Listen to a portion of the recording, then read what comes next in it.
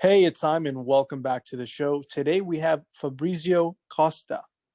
He's an academic turned serial entrepreneur who's dedicated and enchanted by data science. Fabricio, it's so nice to have you here. How are you today? I'm great. First of all, thank you very much, Ayman, for the invitation to do the Honors podcast. Is a pleasure. It's always good to do those podcasts and videocasts. So thank you. Absolutely. It's a pleasure as well. I always like to start off with this question, and that is, what is something you could share about yourself, either personally or professionally, that people can't easily find out by looking you up? Well, it's both personal and professional. When I was younger, I wanted to be, I think a lot of people at my age and I would say my age range now in the 90s wanted to be an astronaut because of the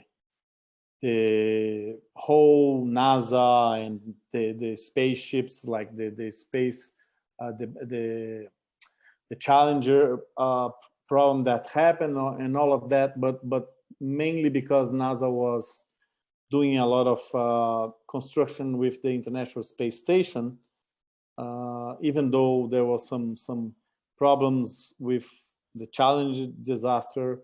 But I liked to think about the space as a whole, the big things like the Einstein's theory and astronomy. But then time went by, and I had a teacher in high school that was a very good biology teacher, and when she gave me the genetics course, I said, that's what I want to do. I want to understand the small things, not the big things. So genetics, like the genetic code, the DNA, and everything that makes life what it is. So that's something that maybe is not in my bio, or I gave some interviews that probably I said that, but my major thing that I wanted to be when I grew up as a teenager or before university was an astronaut, which was a big step to go to the moon and stuff like that. But now, as you see, I became an academic with a PhD that turned into an entrepreneur, a serial entrepreneur. So I changed my perspective based on what happened in my professional and personal life. So, yeah. Well, thanks for sharing that. With that in mind, the career that you've created, what are you saying, or what would you say are two pieces of wisdom that you could share from that experience so far? Well, two pieces of wisdom based on what I've been doing for more than 20 years, both in academia and in companies that I've built, companies that I've worked, like the program that I was heading at Apple Incorporation for almost 5 years. The first advice, the first wisdom would be trust, confidence. When you are dealing with teams and people, when leading teams, or it could be a scientific project, it could be a technological project, it could be any type of construction or whatever, you have to trust in your boss or someone above you, and you have to trust in your team, having confidence that they can deliver. So you have to choose well the team that you are leading. So trust is the first one, and the other one I think goes side by side with trust, which is integrity and honesty.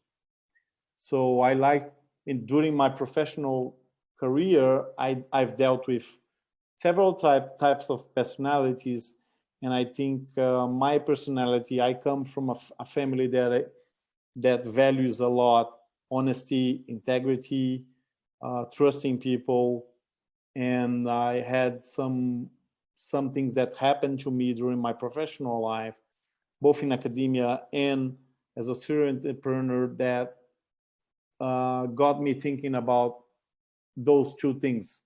A lot of trust in people that you are dealing with, and honesty and integrity. Honesty in terms of, like, let me give you an example. Trust, you have to build with time. That's something very important. So it's not something that happens like in 1 minute, and it can be disassembled in 1 second, right?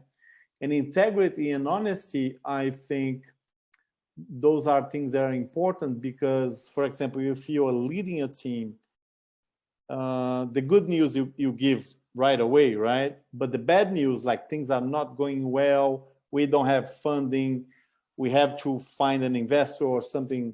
It's not like we are not, the money is not paying the salaries this month or in 3 months. The bad news you have to be giving right away. So you have to be good and honest in both ways, in the good news and in the bad news. So the pieces of advice or wisdom, as you can tell, I think those two or three things are important. Trust and honesty and integrity, I see as the same thing.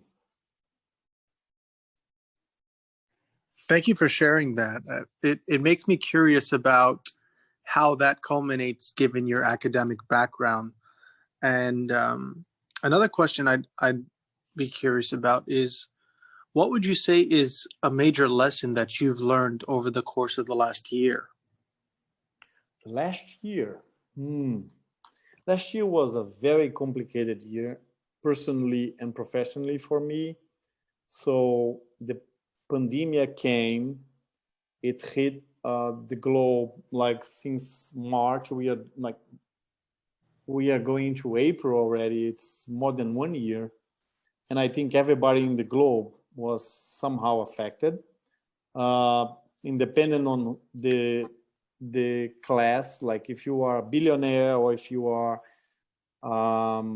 poor person, of course it affects in different ways. So one lesson from last year that I've got, and I lost a cousin by COVID-19, a medical doctor in Brazil that was in the front lines in the middle of the last year. Losing people right now close to my family, like friends of friends, or even very close people. So I would say the lesson is and as a scientific guy that was in academia, and I just read a book about CRISPR-Cas9 and gene editing and how they use all of this information and technology that we have right now to develop the vaccines in a year for COVID-19. I think the biggest lesson right now is collaboration between humans to somehow attack or to avoid pandemia like those that hit really hard the world. Is something that I never saw in my lifetime, and even my dad and my mom. So after the Second World War or whatever, that's the biggest event that happened for humanity. So I think that the speed that this happened was amazing, but nonetheless it happened because we had the technology, we had the scientific knowledge. Genomics was very important to understand the DNA sequence of the virus. It's an RNA virus, but you had to convert to DNA to understand. So I think collaboration between the scientific community as a whole, being in academia or even in pharma, in big pharma and biotech companies like the AstraZeneca University of Oxford developing a vaccine, was a big lesson from last year. So it shows us that we, as a big community, as humans, we have to collaborate for the species. So we see, well, capitalism, and I saw that a lot in the academic system, and even in entrepreneurship, is all about competition. Who gets there first? Who gets more money? Who gets a billionaire? Who gets to become a billionaire? But humans. So you see, I wrote a blog post about that, and Anthony Hopkins, the big actor, I think he's Australian or British, I don't recall, and he correct me if I'm wrong. He said, well, look at this. We have all of these material things, and a little nanoparticle, a little microbe can kill us all and end life for humans in the world, in the globe. So I think, I think the biggest lesson is humility. Be humble. We are nothing. That's a really interesting way to put it. Looking back on your career, what would you say has been one of the biggest challenges? And perhaps you can share some takeaways from that. The biggest challenge for me is dealing with people.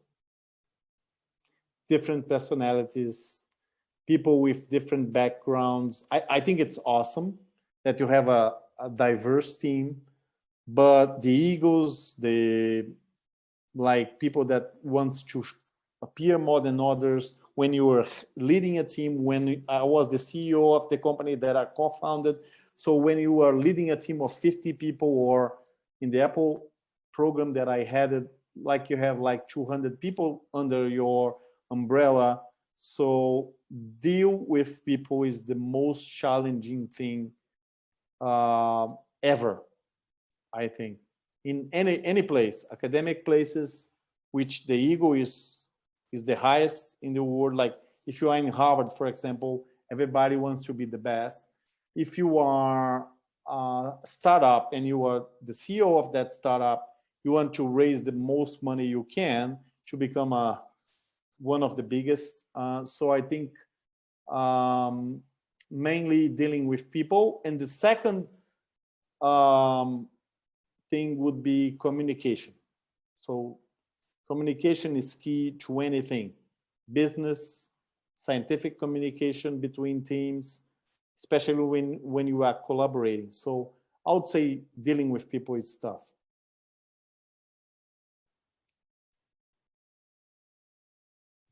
And in terms of your career and the projects you've worked on, the projects you're working on now, what would you say has been an inflection point where you saw from that point onward, it would be a game changer for what you're doing, what you're pursuing? Well, my game changer in my professional career, Eamon, was the change that I've done in the past, from going from academia, being at Harvard for 2 years as a postdoctoral training or postdoctoral degree, becoming a serial entrepreneur. So even though there are several parallels, I think was a big change that I've done in my professional career. I have to learn a lot of things, new things like business that you don't have when you do a PhD in science, or you have a background in science. Like I have a bachelor's in science, a PhD in science in focusing cancer biology or genomics of cancer.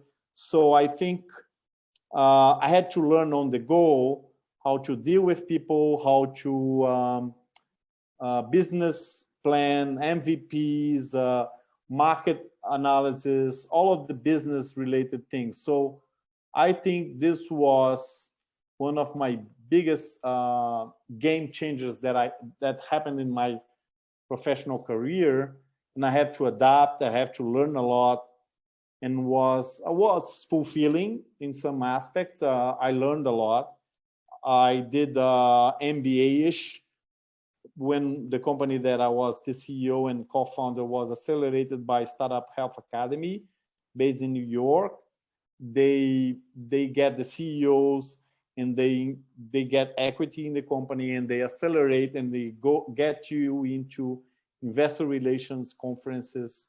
And that's how I got in contact with Apple and got into their program as a head of their developers international training program. So a game changer for me was transitioning from academia to becoming an entrepreneur.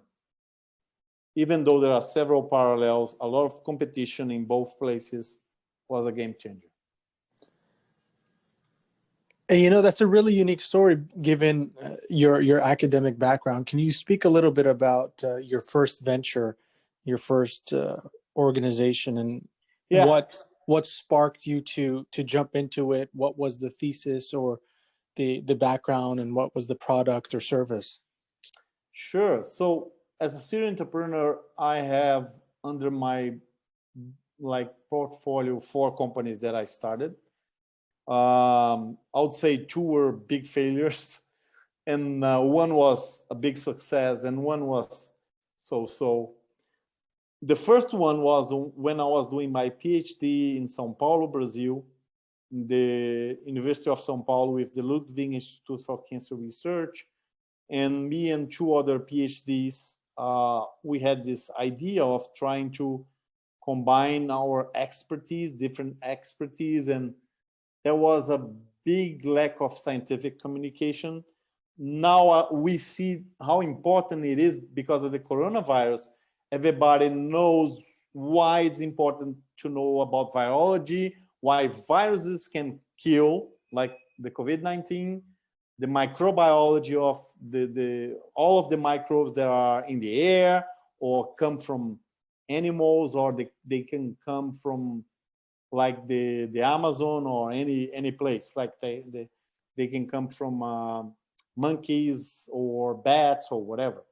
So our idea was to bring to schools, high schools, or even other universities with the background that we had to undergrad students, scientific communication. What was going on in terms of, at that time, the whole Human Genome Project was ongoing. So bring to them the outcomes that could come with the Human Genome Project in terms of treatment of diseases like cancer, diabetes, complex diseases like those Alzheimer's, Parkinson's, and even specific rare genetic disease. So that was a failure because nobody wanted to know about science at that time. They were more focused, especially the high school kids. Like in the US, they do the GPA or GED, I don't recall, to go into the university and get a score. In Brazil, we have the same thing. It's called vestibular. It's a test that you do to go into the best universities. So they were very focused on that. That was the goal. They didn't care about science. So it was a big failure. We got no client. We got 1 client or 2, and we gave up. The second one was Genomic Enterprise that I have until today. Is a consultancy company, just me, that I do. And I've been doing consultancy since I finished my postdoctoral training at Harvard. So 2007, we are talking like 15 years probably. And the other one was DataGeno, was a big success. The other one was a failure too. But I think, yes, the first one was trying to bring scientific communication, like what we do in the lab, what's important for general people to know. That now is important. Everybody keeps asking questions like, why this virus is killing everybody? What's going on? In the beginning, right? Now everybody knows a little bit more. You have to wear a mask. You have to get vaccinated, how the vaccines work. And in the beginning, it's funny and it's interesting because my whole family back in Brazil, and even people that I know in the US that are not from the field, they kept asking me questions because of my science background about microbes and why this and why that. Can I do this? Can I? why can't I do that? So I think it's pushing a lot of the science into the general population. Why science is important, why you have to give grants to scientific groups to do research. So especially in microbes, in viruses, or any other like microbes that could be a big deal in killing humans, right? So I think, yeah, I think that I think in a nutshell, that's the first thing that we tried to do like 20 years ago. It didn't work, almost 20 years ago. I think now, as a consultancy, if general people is more interested in knowing what the labs are doing, you know? Yeah, most definitely. And thanks for sharing that. You know, it's interesting that you mentioned your background and how it's relevant to what's been going on currently. Are there any insights that you find yourself sharing with people that is not also known to the general public or readily available that could be beneficial for health reasons? You mean best advice in terms of what's going on with the vaccines, the COVID-19 pandemic, or in Yes. general? Yes. Okay, okay. Well, wear a mask. Um, I was doing an analysis the other day because my mother is very scared. She has a condition, and she's always asking me questions. And wear a N95 or FFP2 mask. So the test that you can do, you put a mask. It could be like a fabric mask. You put a mask, and you have like something that you can blow, like fire, for example. If it doesn't, the fire is still on, the air is not coming out or getting in. So that's the best test. Even though you get vaccinated, I see a lot of people getting, like 1/3 of the population of the US, and I see in other countries people getting vaccinated, the first dose and the second dose. It's not that you got vaccinated that you don't need to wear a mask anymore. That has to be clear. And what we are seeing a lot, and I have some friends that are doctors, medical doctors, is the long COVID diseases that are happening with people that got COVID-19 last year or even recently, like fatigue and headaches and several weird things, even in children, like some strange syndromes that are happening. But I think those things need more research. We really don't know, because the virus itself, interestingly, the virus itself doesn't kill the person. What kills the person is what the virus causes to the lungs, not just the lungs, the heart and other organs that it has receptors that it attach and kill the cells. And what kills the person is what comes next: pneumonia, sepsis. So the cause of that is not the virus itself. When you see the obituary or something that doctor writes, the person dies of respiratory problems or cardiac arrest because of the pneumonia, because of the sepsis. So that comes after the virus, like, destroyed all of the lungs or any other organs. So the virus is just, or the immune system becomes very active and destroy. It's like an autoimmune disease kind of thing. So I think the best advice is to places that are not locked down, take care of yourself. Don't go to the supermarkets with your kids. Stay at home. I see a lot of places that are not 100% in lockdown. People get, and the most important thing, doesn't mean that you got vaccinated, even with this second dose, that you don't need the mask anymore. I think we probably this year and next year, we still have to recover with some restrictions. Yes. Thank you for that insight and you know that knowledge that you have from being an expert in the field. With that in mind, if we flip the conversation to the very other end, right? What's actually getting you excited lately?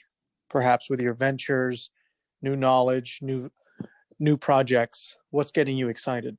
Well, I think we are in an era right now that is basically moved by information, data everywhere. So what gets me really excited, like you just told me in the beginning of our videocast or podcast, depending where you are listening, is data science, big data analytics, predictive analytics, and in any sector right now, everything is basically collecting data, analyzing, doing the metrics, and data visualization is very important. So healthcare, logistics, finance, everything you see, e-commerce, you see those companies in the lockdowns, in the COVID-19 last year, and still this year, the big company, and you know, the big league ones are killing, quote, the small ones with the e-commerce. So with the big data analytics and all of the things that go in social media, I'm not naming companies right now, but everybody knows who they are. So I think big data analytics is the next, it is already happening, but it's the next revolution. Yeah, certainly. It's going to make decision making much more accurate and more effective for the outcomes we're looking to achieve. And now, sorry to cut you off. Now, beyond data science, it comes AI, artificial intelligence, which is very connected. So machine learning, natural language processing, deep learning.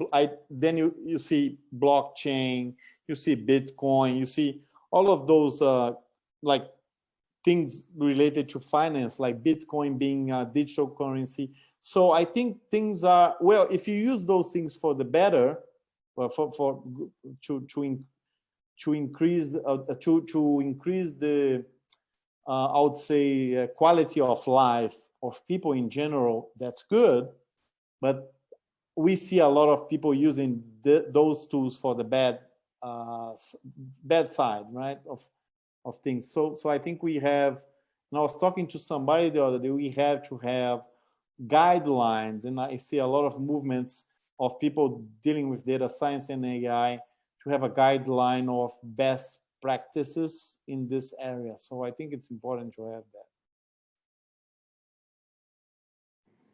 It certainly is. I mean, the advent of technology, not only can you make informed decisions, but you can design systems that will analyze it and actually make the decision for you to such a degree of efficacy that it would be nearly impossible for you to do it manually or yourself.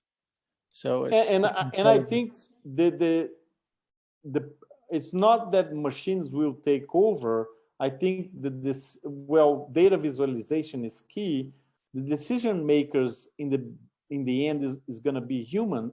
They are going to be humans, but the whole back end of the process is going to be faster, and it's going to increase the velocity, the speed, and accelerate a lot of things, as we saw last year. And I think we are going to come out, well, we always have to see the positive, looking at the negative things. The pandemic was a bad thing that happened. A lot of people died and are dying still. The vaccine was a breakthrough. In 1 year, we did whatever takes almost a decade, 10 years. But I think we have to be careful, because in the end, who are the decision makers are humans, based on the data that they gathered, analyzed, and visualized, right? So just to close this data science part, I think it's very important to make sure, like some people are telling, oh, the machines are going to take the world. I don't think that's the case. Certainly. With that in mind, what's some of the best advice you've ever received? Oh, that's a good question. Well, the best advice could be a cliche, but the best advice I received is from my dad, which is my best mentor. I see in your questions here, in your list of things that we can talk, I think the best mentor I had, even though we had some differences because of the generations, I think one thing that he always told me is you have always to be looking when you are dealing with somebody like a business person or even a friend or companion or a partner. You have to always look, is this person telling me the same thing that she or he is doing? If there is a parallel, so the things are aligned, is good. If the person is telling you something and doing something else, that's bad. That's not a trustful person, right? So I think the best advice is if the person is not doing what she or he is telling you, something's wrong. I have not heard that put in that way in a very long time. That's really unique. And to add to that question, thanks, Dad. Thanks, Salvador Costa, my dad. Yes. Yeah, definitely. So you did mention that your father has been one of your biggest mentors. What's some of the advice you've received from him recently, and how has it impacted you? Well, we have our differences. Like I've said, he's from an older generation. But one thing that he always told me, and I never thought about it when I was in academia, doing my PhD or even my bachelor's, he's a project manager. He has a PMP certificate. So he always dealt with managing people. He always told me to study a lot, project management, how to deal with people, everything that we are talking here. And I never thought about it because scientists, they are not, they don't get any disciplines, or they are not trained to be managers.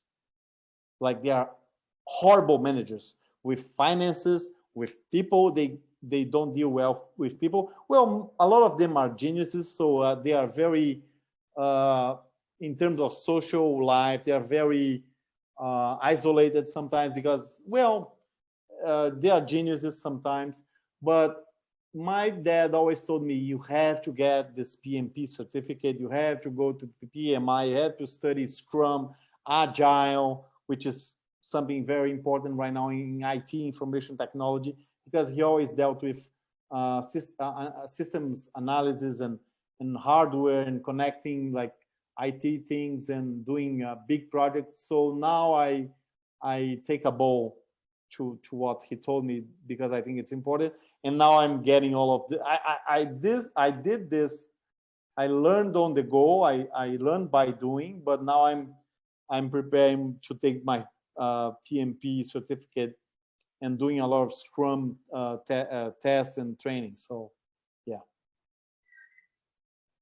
Wow. So even though you went your own path, you found a way to, in some ways, follow in your father's footsteps to delve deeper into your path. Yeah, after 2 decades of a lot of him talking, and one thing that he always told me in the past, and now I see that he was telling something important, but I was taking a lot. I was checking this. I was very aligned with this. Is he always told me the next revolution is going to be information, going to be data from the things that are happening. We're talking early 2000s and now. So you compare 20 years. There's a huge, like, all of the social media that came out, even in genomics, like science in general, the data that you can collect, because the IT, the hardware, the speed of the Wi-Fi, the internet, everything increased like crazy. So now I think I give him a lot of credit for that. Well, he was definitely on the cusp of what was going to happen. So that's phenomenal. Yeah. What would you say is a habit of yours that contributes to you and your success, or you being fully focused on what you're doing? That's something that I started doing 2-3 years ago. I had some issues in my personal life, professional life, some things that happened even in the pandemic, right? And I would say, independent on your religion, everybody that is listening, I was raised Catholic Christian, but I started going to church when I was young, but becoming a scientist, I became a little atheistic, right? But then 3 years ago, I started learning and reading a lot about Buddhism and meditation and mindfulness. And now I started to meditate, and I meditate every day. So I'm reading a lot about free advertising for Dalai Lama, a lot about Dalai Lama and the whole way of Tibetan life, and detached from material things. So I changed a lot my life. I was very money driven, and now I'm very I was very anxious all the time. I was very on the, I would say, they say now, in the autopilot mode, right? Always doing something. Now I think first. I like to meditate at least half an hour, 1 hour a day. So the daily habit that I have now is to meditate. That helps me to clear my mind. I'm not saying that I'm the meditator, the master of it, but I'm learning a lot. And I think it's good to clear your mind most of the time. Yeah, that's phenomenal. How do you like to meditate? What is your routine?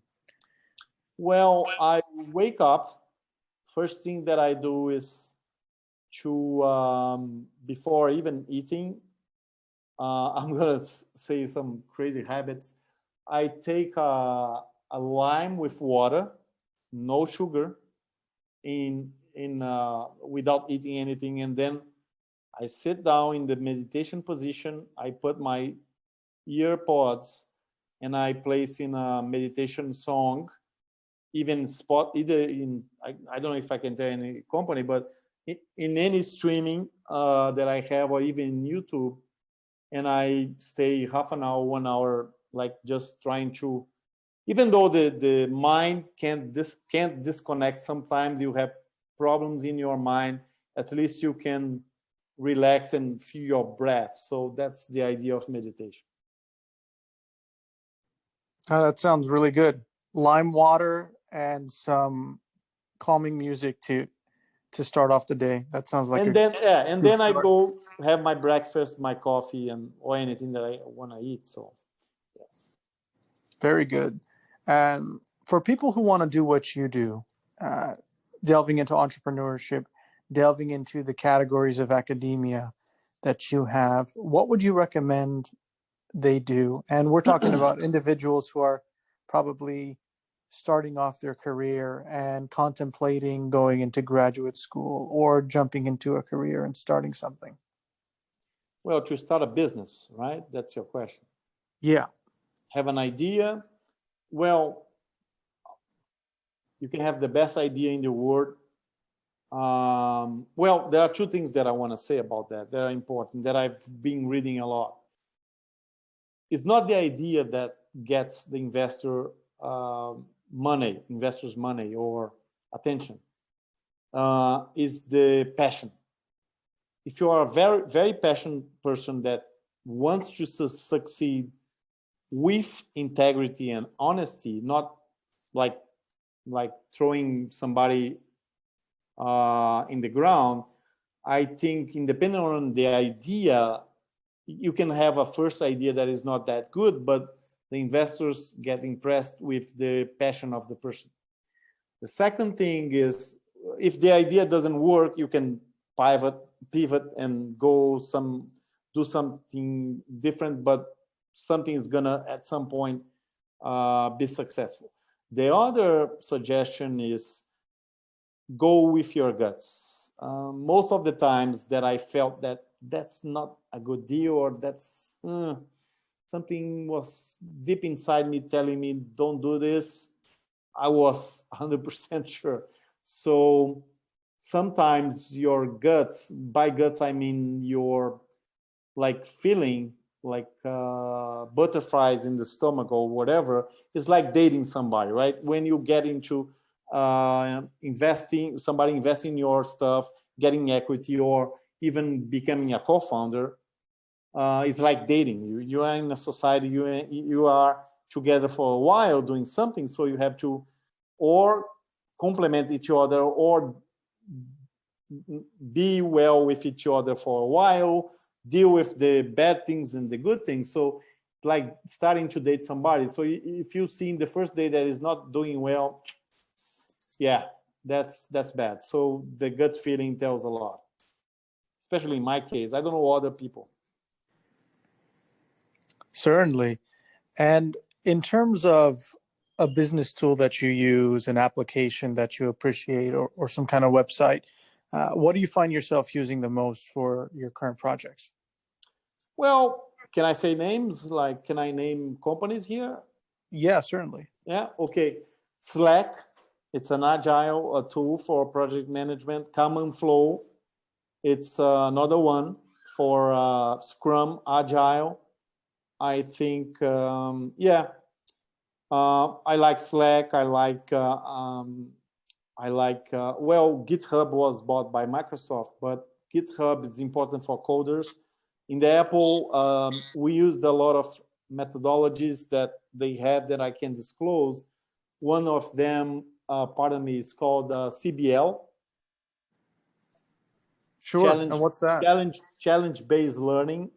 You have a challenge, or PBL, problem-based learning. You have a problem, and the students, the teams, that 3 to 5 students or people, they have to build an app as a solution to that problem or to that challenge. So they use a lot of CBL and PBL. Google uses OKRs, which is objective key results, as a tool. There are several softwares that can deal with that. And Amazon, since I can name names of companies, use STAR, situation, task, action, results. So those are methodologies and tools that have softwares attached to them that they can measure using metrics how the things are going, right? Sprints are important for Scrum and Agile. You do sprints of either 1 week or 4 weeks to evaluate how things are going. If you are dealing with a developers or developing team, yeah, I think basically, well, everybody uses Slack right now, and Kanban, Flow. There are several other apps or software that can be good for agile project management. Yes, some of those that you named I haven't heard of before, so it's definitely worth looking into. And thanks for sharing those methodologies. I like to ask this question, and I think you kind of answered it in the beginning. You know, if you can go back in time and change what you're doing entirely, but you have all the knowledge that you have now, what would you do? And when I asked that, I think maybe you'd go and pursue being an astronaut, but maybe I'm wrong. No. Well, who knows? Elon Musk can ask me if I want to get a lift in his spaceship, or even Yeah, business, I like right? For sure. But that's not the case. I don't have like $2 million to pay for a trip like that. Anyway, I think with time the prices are gonna decrease. It's amazing what just a quote, just a parenthesis. It's amazing what Elon Musk was able to do with space travel. Bezos too, with their money. They are putting the man on sky in the International Space Station, and probably soon in the moon, the Mars. I don't know for sure.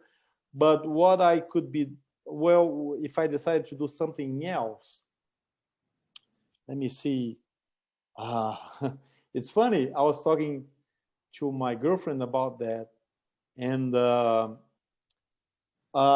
it's amazing how people can get a lot of money easily in social media right now, especially Instagram, right?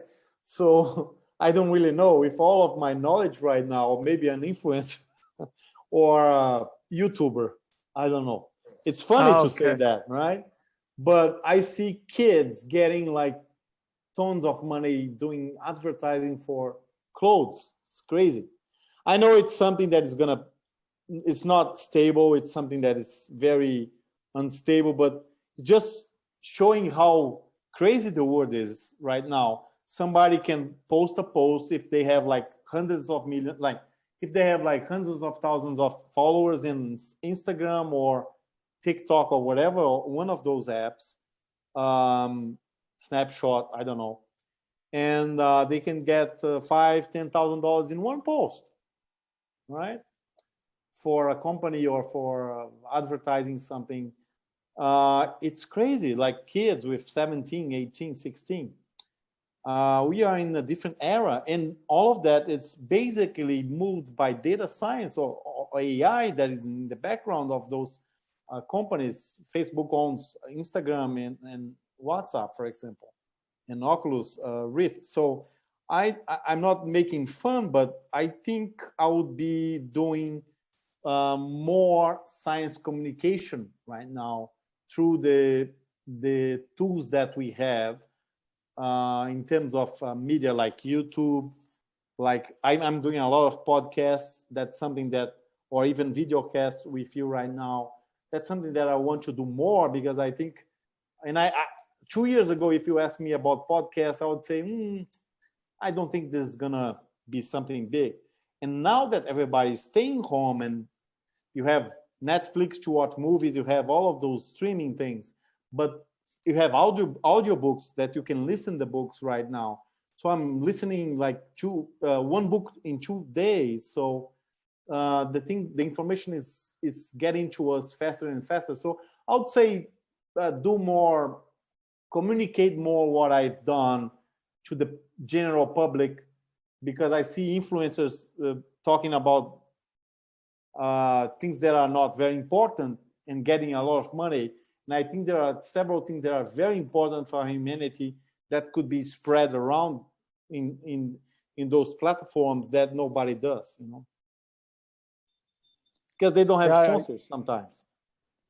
yeah, I certainly agree that you can definitely share your knowledge and the impact that you're doing with others, and encourage you to do so.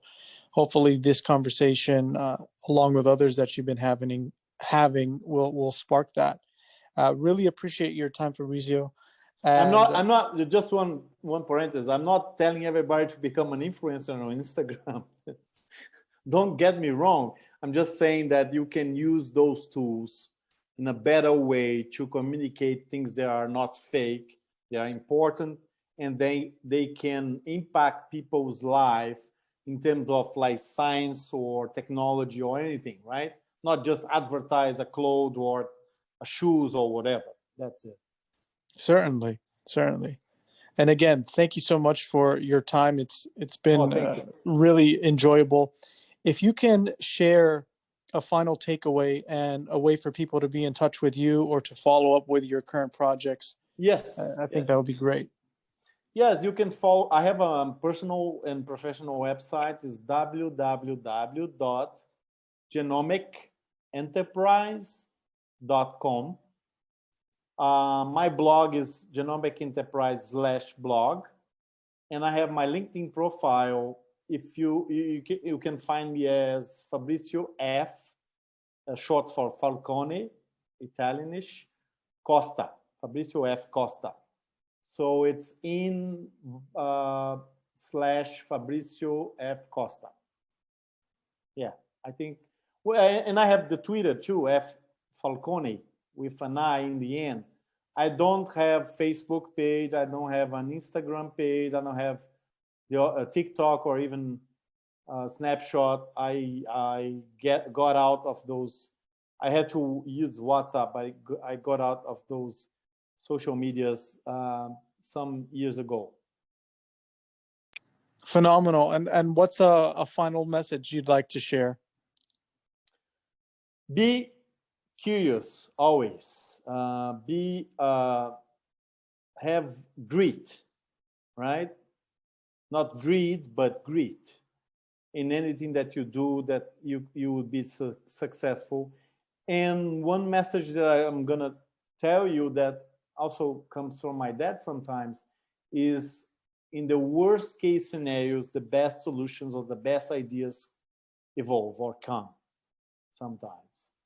And we are living in a terrible situation right now. It's getting better, but you see a lot of interesting things coming out, especially in technology, because of that.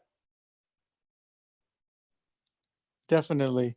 Once again, thank you so much for your time, and I really look forward to talking to you soon. Thank you very much. I appreciate it. It's always a